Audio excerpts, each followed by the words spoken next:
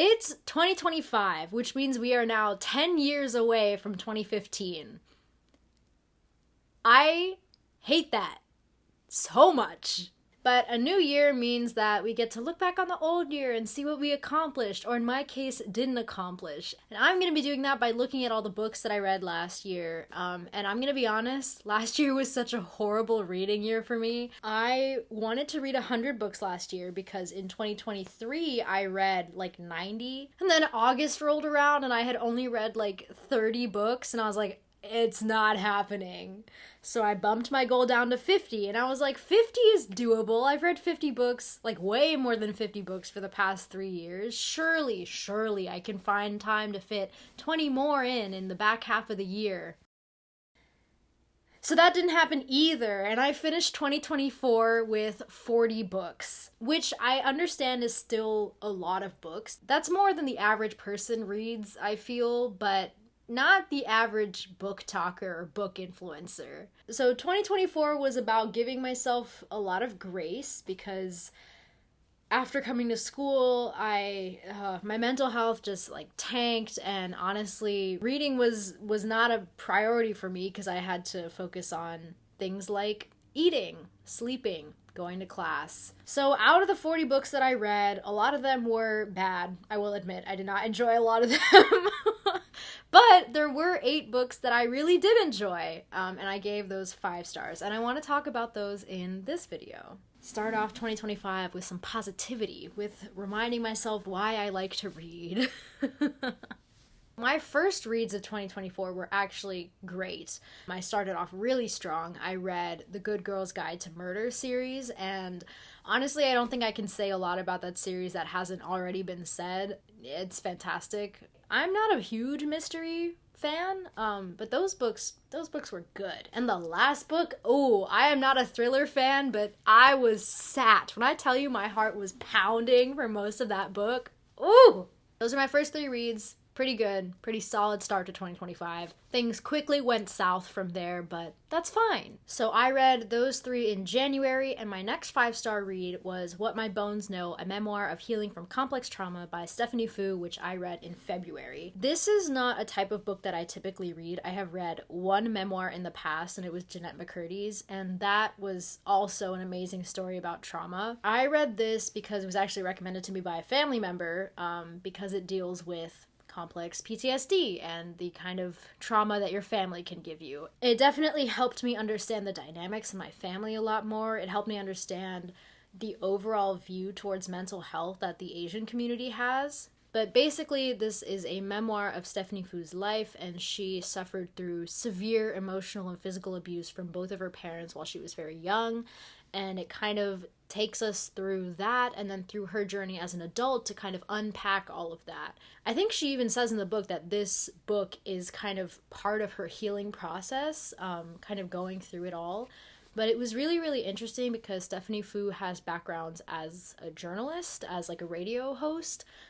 So kind of this journalistic approach to her own trauma, which I found really, really interesting and so well researched. Like there were so many sources and researchers and professors that were cited. I do recommend it. It is very heavy. So I think if you're sensitive to heavier topics like familial abuse, then maybe stay away from it. But if you do have the capacity to read it, I would highly recommend because it really helped me understand trauma just generally, and then my own specific trauma, and then my family's trauma as well. So after that, my next 5-star read is from October. Oh my god, I really was not reading. Oh god. My next 5-star read was this lovely book right here. Oh, the glare. You cannot see the cover. Okay. This is True Love and Other Impossible Odds by Christina Lee. And I will say that I was mailed this copy by the author herself. Christina, if you're watching this, I love you so much. This author, guys, underrated genius. Okay, when I tell you that Christina Lee's books always make me feel some type of way, I read Christina's other book, Ruby Lost and Found, as an ARC, I think in 2023, early 2023, and I loved it so much that I bought a copy of it. So this I bought with my own money. This is actually a middle grade book, but it is one of my favorite books of all time because it explores grief so beautifully through the mind of a child, and it's so digestible because it's written for children. However, the emotions are not dumbed down because of the younger audience, and this is, like, I point to this book every single time the argument of, like, oh, you shouldn't read YA if you're not young, or you shouldn't read middle grade if you're not in middle school. Like, everyone should read this book. I'm not even lying. You could be on your deathbed, and I would recommend this book to you. So this book, True Love and Other Impossible Odds, is Christina's YA debut. She's only written middle grade fiction prior to this. This also focuses on grief. It focuses heavily on family, specifically the Asian American family. It explores the dynamics of daughter and father so well. It's also a queer awakening story. If I didn't know I was queer before reading this book, I absolutely would after reading it, because the main character is just too real. Like, sometimes painfully real. I'm like, this is definitely somebody who exists. And her journey through her queerness and accepting her identity and accepting her grief, that, like, those kind of go hand in hand. There's also, like, elements of religious trauma in here. Like, ooh. So True Love and Other Impossible Odds follows Grace Tang at her first year in college. She's at, like, a local kind of college, which is not where she thought she would end up. And she is grieving the death of her mother and also grieving the separation from her best friend. Her best friend is still alive, but her best friend goes to school in California, I believe, and they used to be super, super close in high school, and then something happened, and now they no longer talk. In one of her freshman classes, for an assignment, she decides to come up with this algorithm that will match people on campus. They're like one true match. We have something similar at Michigan, actually, that, like, sorts through a bunch of data and, like, puts you together with your most compatible match on campus. I've done it a few times. I think I got ghosted one of them. So Grace Tang is trying to make that kind of algorithm to basically quantify love. And she, through her own algorithm, gets paired up with this guy who's really cute, who shares a lot of her interests. She's like, oh, this is great, my algorithm works. I can, true love is real. But that slowly gets challenged when she meets this girl, who is on the ski team and who also, I think, works at the same job as her. And they kind of have a rocky start, but they grow closer together. And slowly Grace realizes some things about herself, which, I mean, I already said it was a queer awakening story, so, But this book, oh, it destroyed me. Christina Lee is so good at writing these quiet stories about grief and family. And I don't know if it's because I'm Asian and I have an interesting relationship with my own family, but just the way that she writes families and family dynamics is just, oh, it speaks to me. It speaks to me. And I just want to, prove to you how good of a writer Christina is. I'm just going to read this passage because this whole thing is just so beautiful. I asked God all kinds of questions in my head. I don't know what I was expecting, maybe for some disembodied voice to come to me. I'll believe in you if you say something, I always thought. Maybe I was a bad believer for thinking that. But Ma believed because the church had saved her, over and over. She finally belonged somewhere. She would volunteer at events. She would sing in the choir, her soaring voice beaming out above them all, the voice that could have made her a famous singer. All these years, and the most sure I felt of God was when I heard her sing.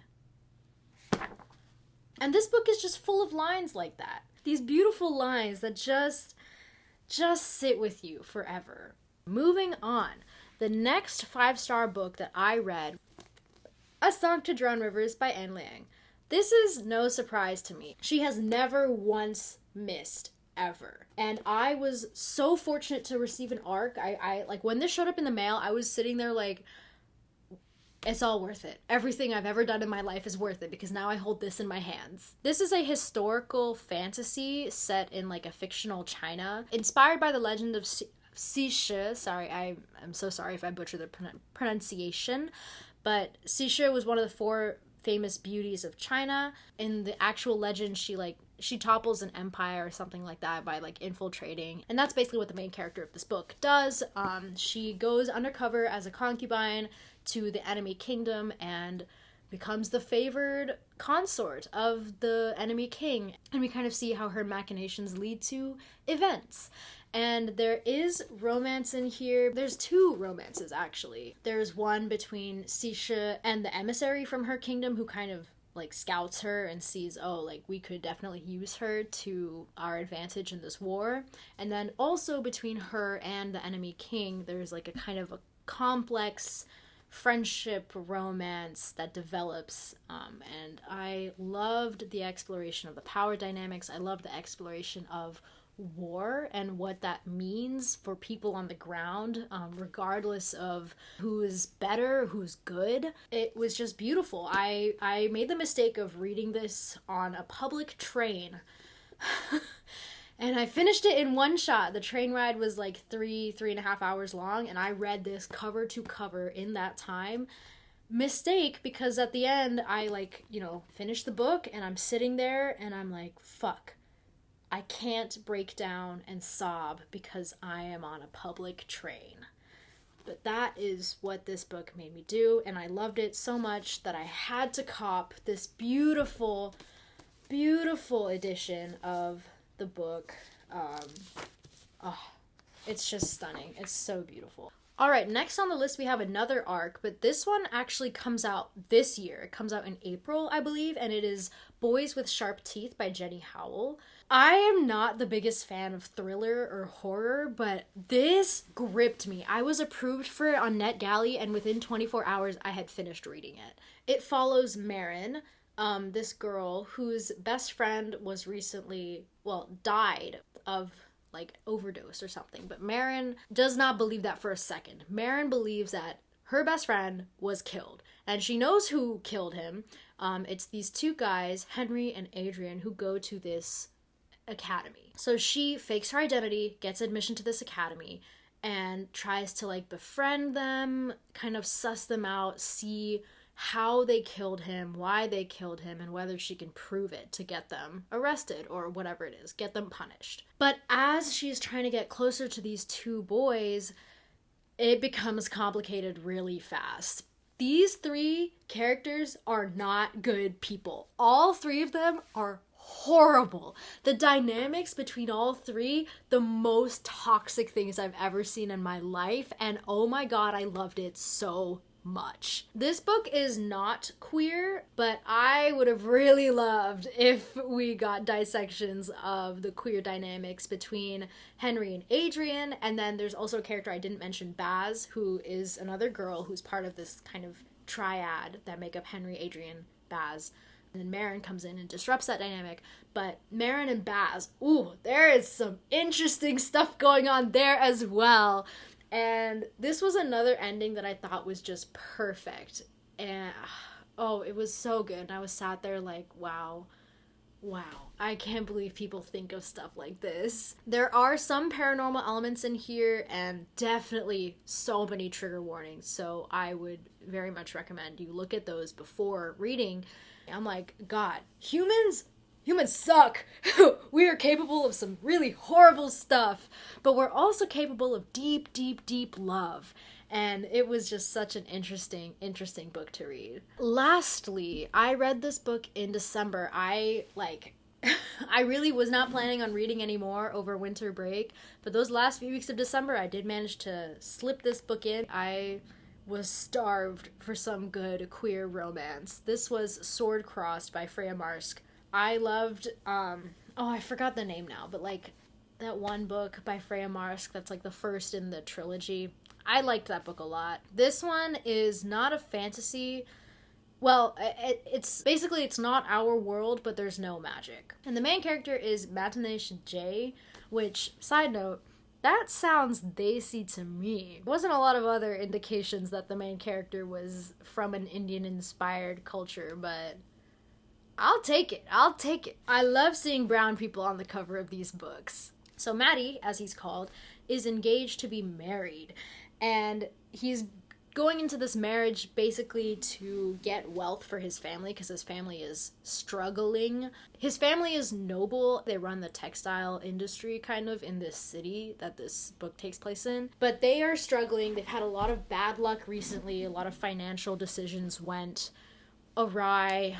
So they are on the rocks financially. So they have this wedding set up between Maddie and then this other family, this girl from this other family, and they're very rich, but they don't have like, kind of like a corpse bride situation. There's no issue between Maddie and the girl. Like, they like each other well enough. They're not in love, but they don't have any issues. The problem is the girl has a lover, and that lover might challenge at the wedding for her hand and then ruin the marriage and ruin Maddie's family, because then they wouldn't have that stream of income. So what does Maddie do? Maddie hires a duelist to duel on behalf of him in case this happens at his wedding.